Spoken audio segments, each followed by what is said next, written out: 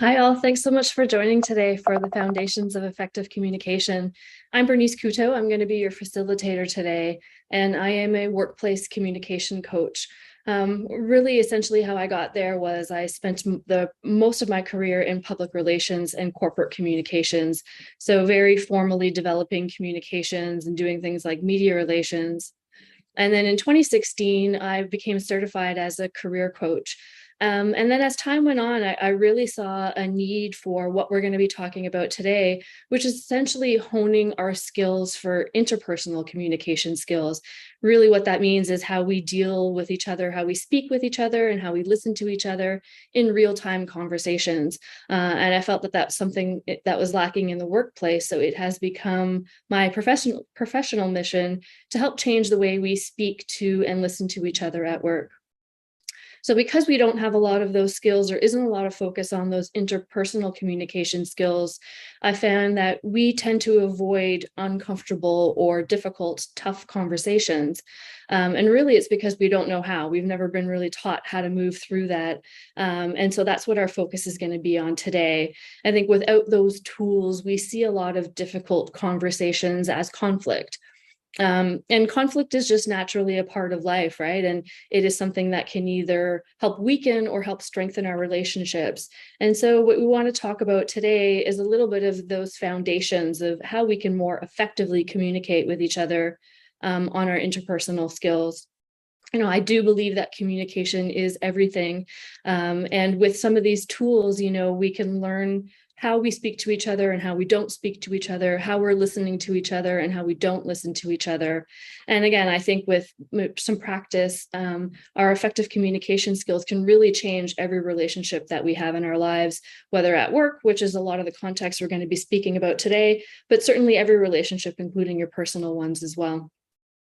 And so today we're going to talk about some tools that can help us lay the foundation for that effective communication, as well as some tips that I would leave you with to consider and to start practicing. So before you kind of jump into any conversation, especially one that's difficult, let me share my screen here. We can consider something called the 4 T's of communication.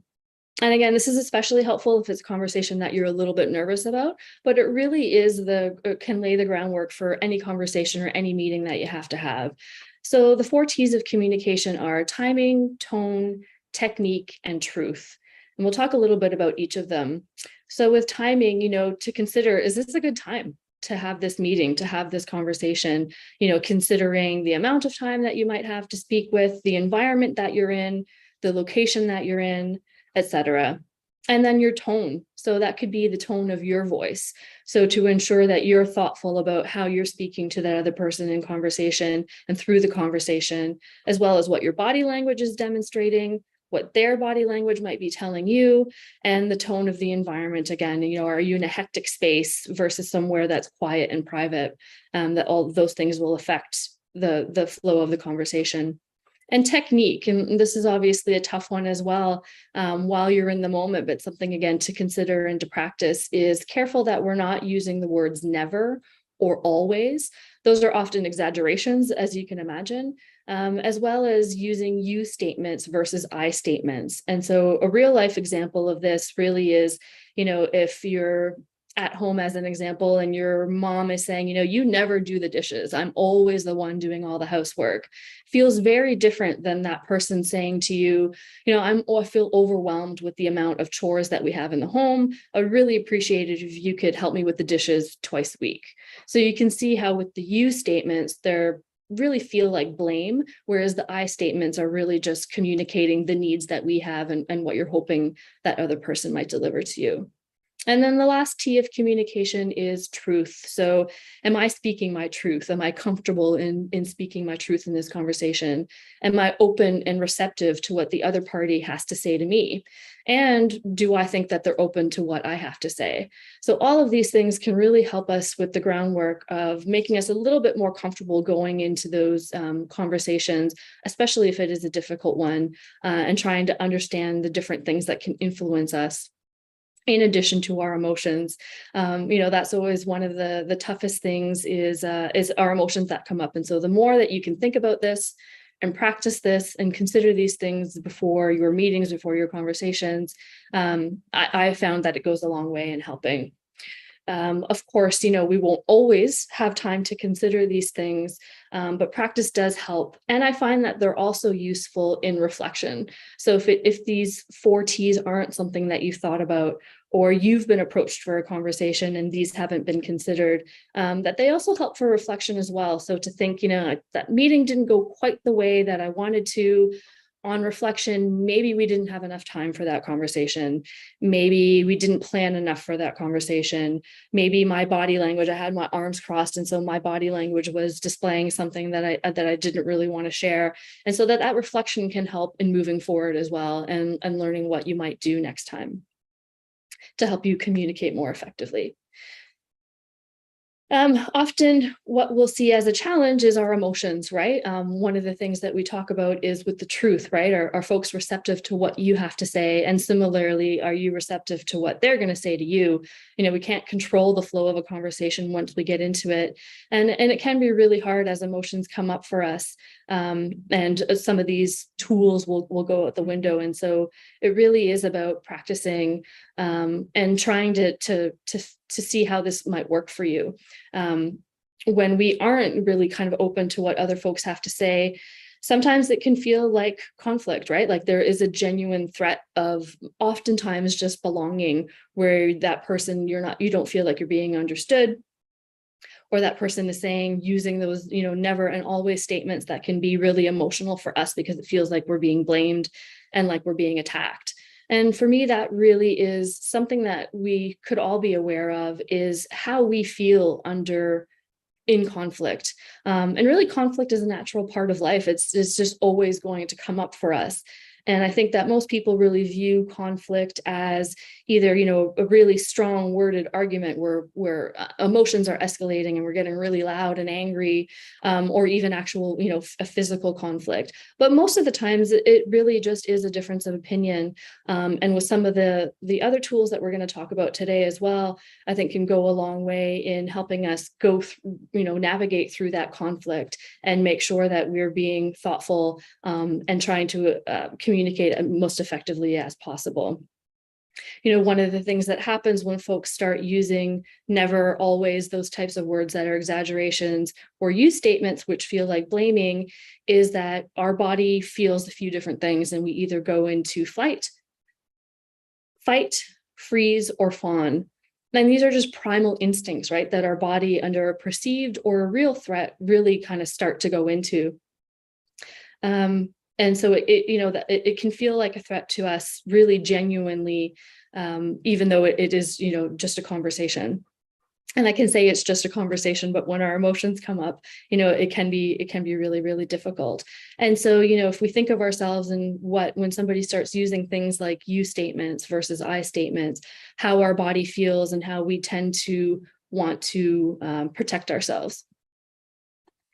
So I developed another tool called the Veer Method, which I think can be really helpful in this situation. And what that is validate, empathize, inquire, and a mix of respect and responsibility.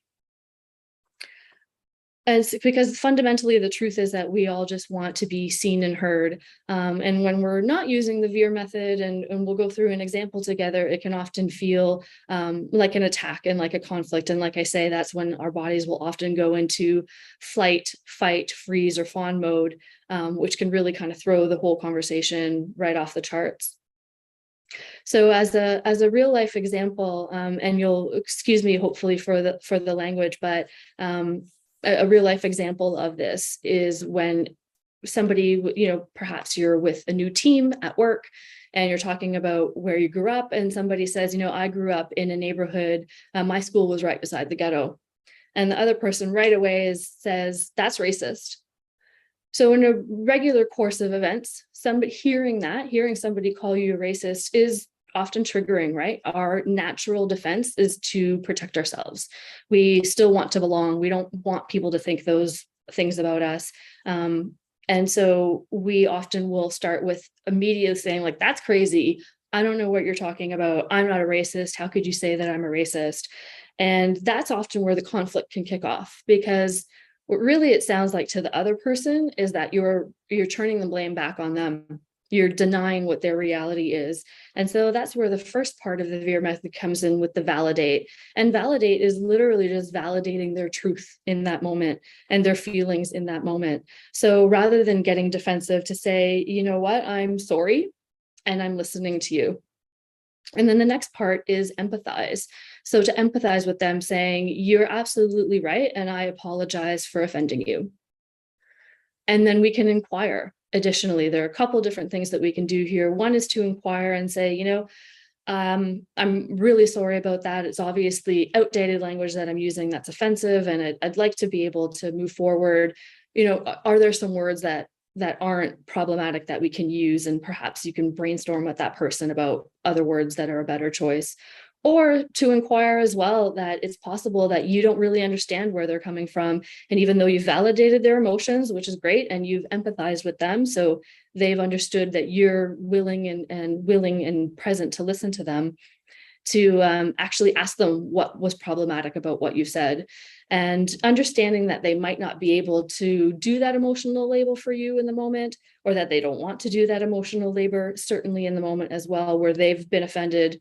But to ask those questions is always a great idea, so that you can get a better understanding of each other. And again, with the focus that you're listening to what they're telling you. And then the last part of the Veer method is respect and responsibility. And so really it is respecting that person for having the courage to call you out, right? It's not often easy to say those things to a colleague, to a boss, to our friends, whatever the situation might be. And so show respect for them having the courage to have that conversation with you. And then take responsibility for your actions as well. So again, in this case, saying things like, I really apologize for that language. I understand how it's problematic, and I'm going to be more thoughtful about that moving forward. And so there is that commitment to new action and taking responsibility for the pain that has been incurred. And so, as you can see, from one to the other, our first instinct often is, again, to deflect and to think of how that feels, right? We've often been that person in that position as well, how it feels when somebody's basically denying your truth. And again, as we spoke about, fundamentally, we all just want to be seen and heard. And so this Veer method helps you do that in the face of some conflict. So as you can imagine, this takes some practice, right? It's not something that comes naturally to us. As we were talking about at the top, we aren't given a lot of these tools. And so I really do hope that you find this helpful. I often say, even if you can only remember the V in the Veer method, which is to validate, that immediately it can take that person from the defense, and you're able to have an actual meaningful conversation about the problematic words that have been said, the hurtful things that have been said, depending on the context of the situation. So you won't always, again, like sometimes this is hard to do, and so it won't always ring true for you in the middle of that conversation where your emotions are coming up. And so again, just like the 4 T's of communication, I think there is an opportunity here for reflection as well after the fact. So if you, again, were the offending party, you were the offended party, and this person wasn't able to validate your emotions, that you can then, after the fact, after reflection, where you might have not been able to say anything in the moment, that you can actually come back to them, right? And say, listen, that conversation that we had the other day where you said that word, I couldn't say anything in the time because I was so hurt. But I'm hoping that we can come together. I really want to discuss how that affected me, and what language we might be able to use moving forward. And I think you'll find that most people are really responsive to that.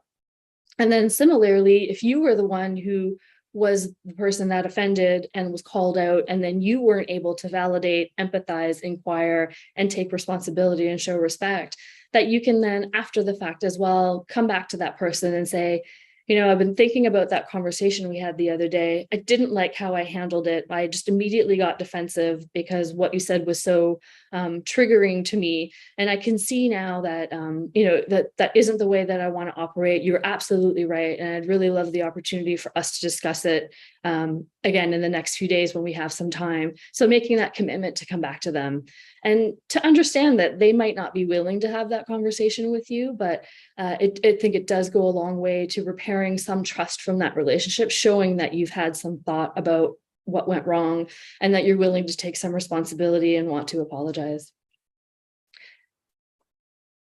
So that is the Veer method. And again, this stuff all takes time and practice, and that really these two tools I think can be super helpful. And I encourage you to practice them. If you're not comfortable practicing them in the workplace, maybe you've got a trusted friend or family member or a former colleague that you might be able to work through some of this with and see what changes it can make in your life. And really, the next piece we want to talk about comes with, again, that practice, which really at the end of the day is about making time for communication. It takes time to more effectively communicate.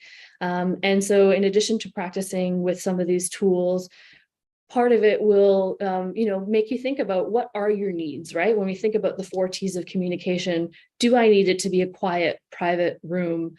Do I need to know in advance of a conversation what we're going to be talking about, who's going to be in the room? Do I need it to be a phone conversation? Do I need it to be visual? Does it need to be a video conversation?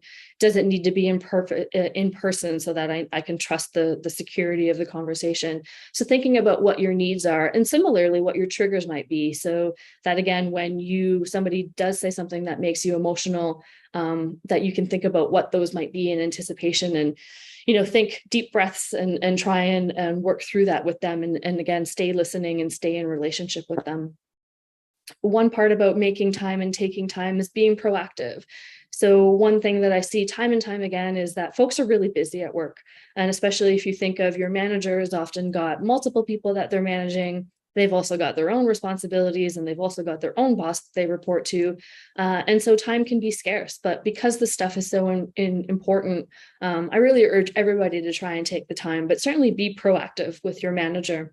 If you want regular feedback, say you want to touch base once a week, every other week, that I encourage you to book that time with your manager, put it in their calendar, and tell them why you want that meeting and what you're hoping to gain from it.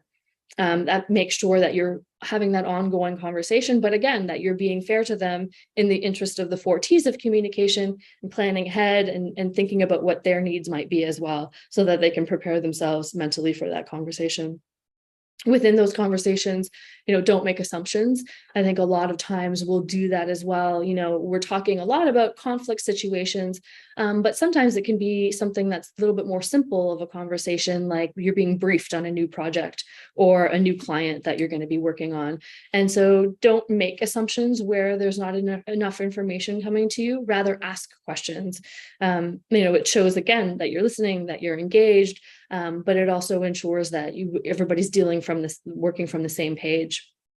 And that comes back to, again, the last part here, which is repeat back information and ask for clarity, ask for confirmation. Don't be afraid to ask those questions, and you'll see how all of this works, because as part of that, when you're thinking about your needs, perhaps your manager's style is that they just like to brief you over email. So they'll send you an email outlining what you need to do, but you're the type of person that really likes kind of more interactive communication. So be proactive, ask for that, right? Tell them that you'd actually prefer to have an in-person conversation, again, with hybrid environments and folks working from home and working remotely, that those can be a phone call, right? Where you're still getting some of that tone come through. You're able to ask those questions. There's the opportunity for engagement. And so I encourage you to not be afraid to ask for those things when you've recognized that those are your needs, and you might have a visual learning style versus an audio learning style, and to make sure that really at the end of the day, it's about effective communication, but also working well together.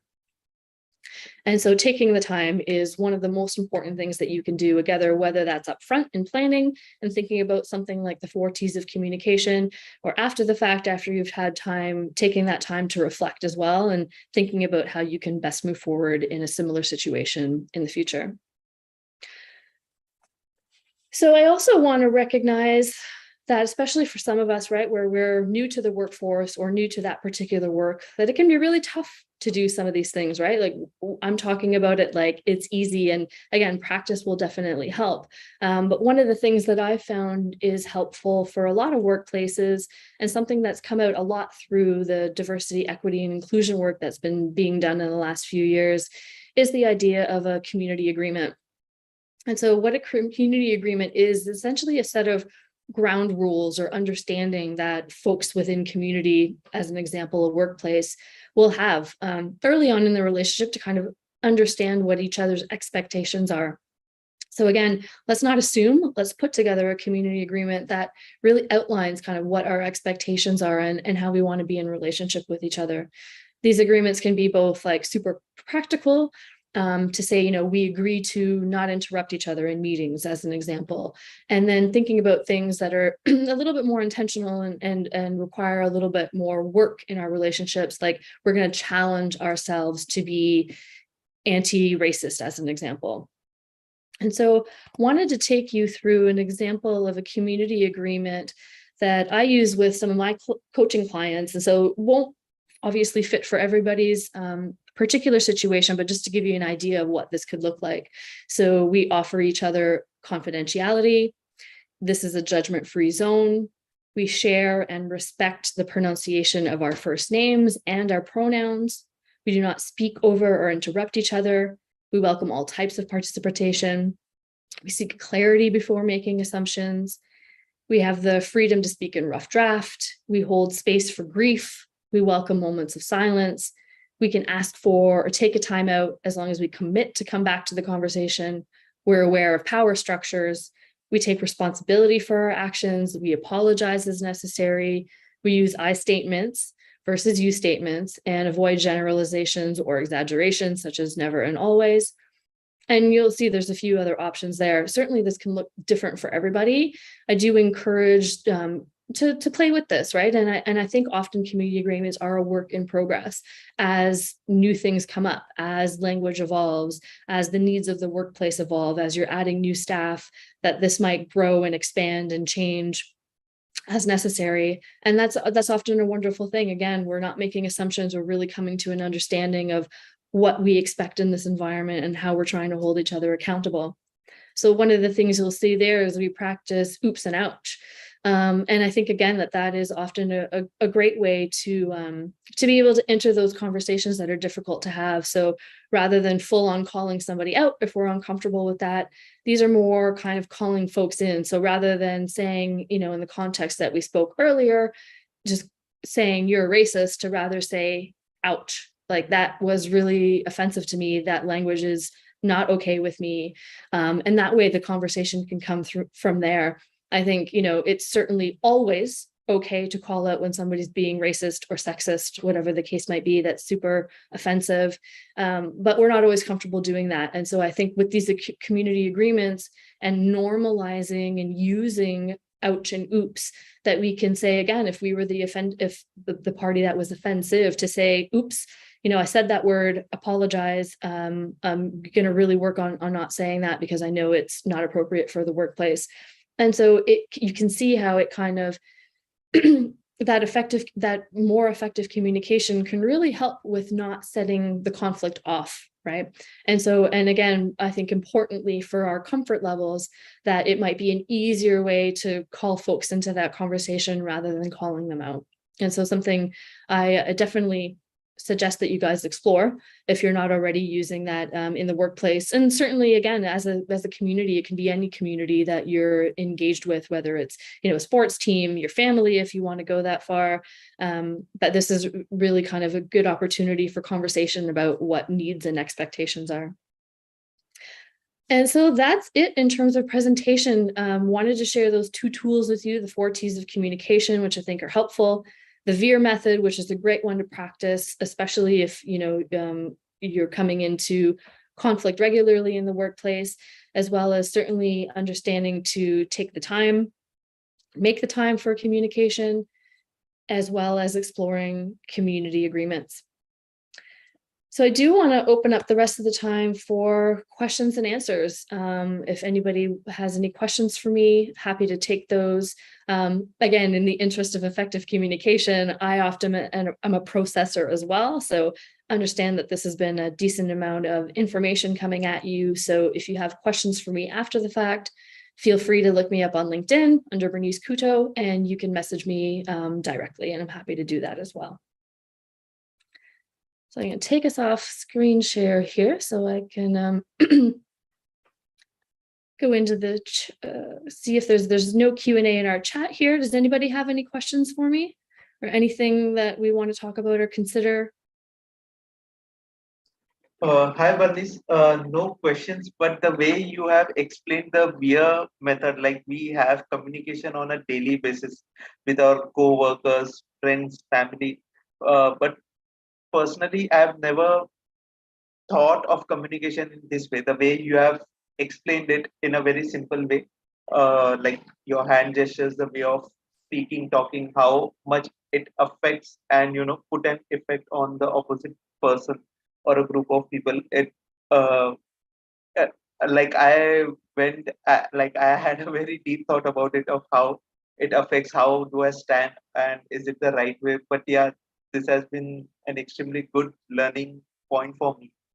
uh, as simple as it sounds, communication, but it is not as simple as it is. Like we have to have some kind of uh, keep on learning, or as they say, the learning curve should be there. So this has Yeah. been very striking for me. Thank you extremely for this doing this webinar. Thank you so much for that as well. Thank you for that feedback. Yeah, I mean, hopefully it's coming across. You can tell that I'm passionate about this. I'm 45 years old, so I've been in the workplace in various workplaces for many, many years and seen a lot of the challenges that we come across, myself included, that really those types of interpersonal, and I often say real-time communication is so difficult because we often don't think about something like the Veer method, which can be so helpful. But because we've not had these tools and we're not having these conversations about how we can more effectively communicate, I think it's such a missed opportunity, and so many relationships have been really kind of torn apart because we're not able to do some of these. So I do hope that you practice that. If you do and you're having good success, let me know. I love to hear that. And if you're having any challenges, like I said, feel free to reach out as well. I'm happy to talk through some of this formally and informally. Definitely, definitely. If I encounter something where I'm stuck, I will surely message you on LinkedIn.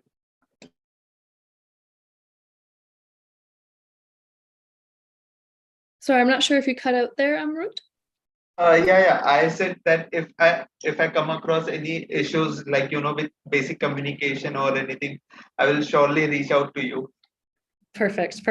Yeah. And keep the Veer method in the back of your mind. I promise you, it's helpful. It can make a big difference in your relationships. And sometimes you'll actually see folks like be taken aback when you validate them. As an example, like even if you just get to the V part and you use that validation, it can make such a difference with that person just suddenly feeling heard, right? They've gone from being offended to being heard, which can make such a difference in the relationship moving forward.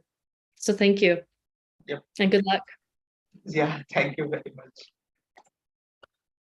Thank you, Bernice, for joining our event, and we are hoping to see you guys in our future meeting as well. Thank you. Thank you so much.